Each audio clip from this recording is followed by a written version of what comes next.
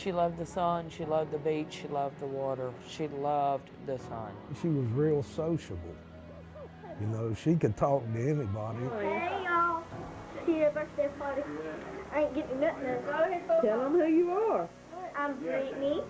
For the family of Brittney Wood, these old home videos are treasures, memories of a bright young girl who grew up and became a mother. At only 19 years old, Brittney vanished from her home in Mobile. Now, nearly 1 year later, still no answers. I don't think it could get any worse. We've had death in our family that wasn't this bad because we knew what happened to them.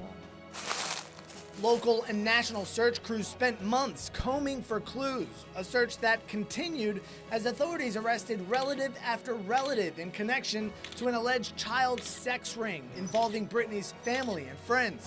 Investigators say they had been looking to talk to her about it before she even went missing. We oftentimes look for that golden nugget, that one person that can make the difference in your case.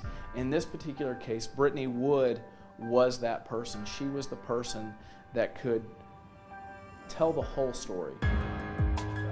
Until recently, Detective Eric Wynberg was the lead on this sex crimes investigation in Baldwin County. Along with the family, he believes Brittney was a victim as well. How old are you, Brittney? 13. What grade you in, Brittney? 6.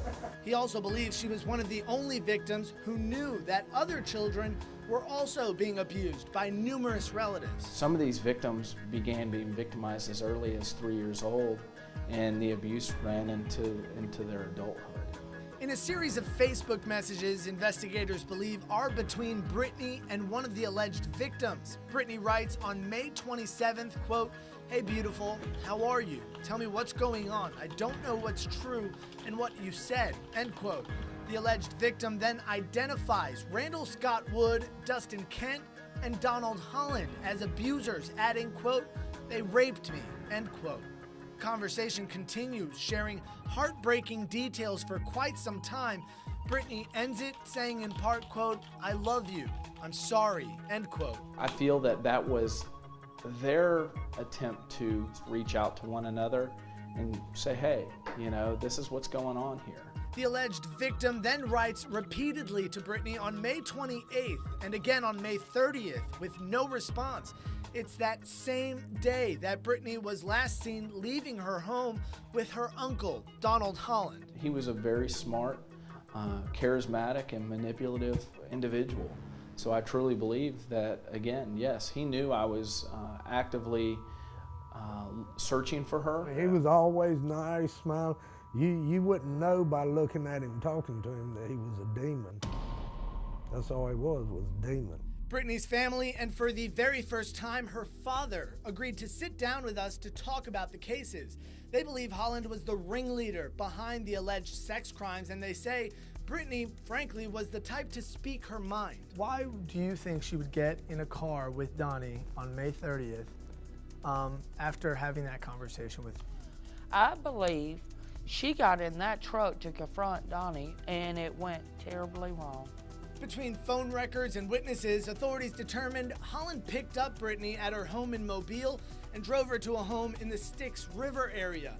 Brittney's phone records show she'd been texting all night until 11:30 when the text just stopped. In the early hours of May 31st, they headed back to Mobile. They traveled together back across the bay, back to Mobile, and then her phone stopped working. The very next day, Holland was supposed to meet with Wynberg about the sex crimes investigation. Instead, authorities say he drove out to a dead end near his home in Fairhope, put a gun to the right side of his head, and pulled the trigger. That's where authorities found Brittney's cell phone battery, but no phone. Investigators say Holland had used her gun to shoot himself.